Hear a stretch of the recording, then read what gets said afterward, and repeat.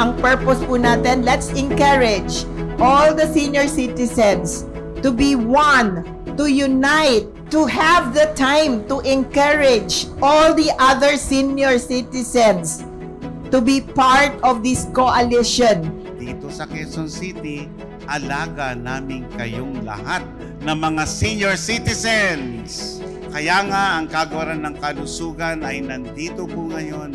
Sinusuportahan namin ang Philippine Foundation for Vaccination Incorporated. Kami po ngayon sa DILG ay talaga ho laging ka-partner at kung ano man po ang kapagkukulang sa local government, kami po yung nag-uugnayan para po ito'y matupad.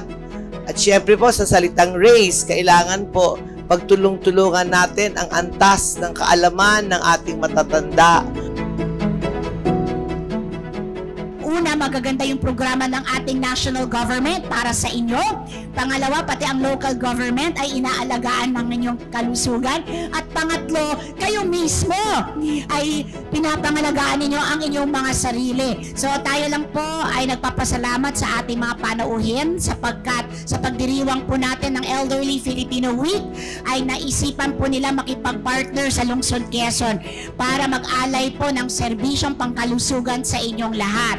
So ang ating pong gagawin ngayon ay magpapasalamat. All of us are aging well and all of us are reaching an older stage na maganda pa rin ang quality ng mga buhay natin. At yan ang ating magandang layunin. So, pag malaki ang maitutulong natin para ang elderly ay maproteksyonan, hindi lang ng health, pati environmental factors, lahat yan konektado para po sa ikabubuti ng buong sambayanan ng QC at pati na ang elderly po. Napaka-importante po sa senior citizen, napaka-prone sa mga komplikasyon ng flu, isang sakit na maaari namang ma-prevent sa pamamagitan lang ng bakuna. So flu is preventable.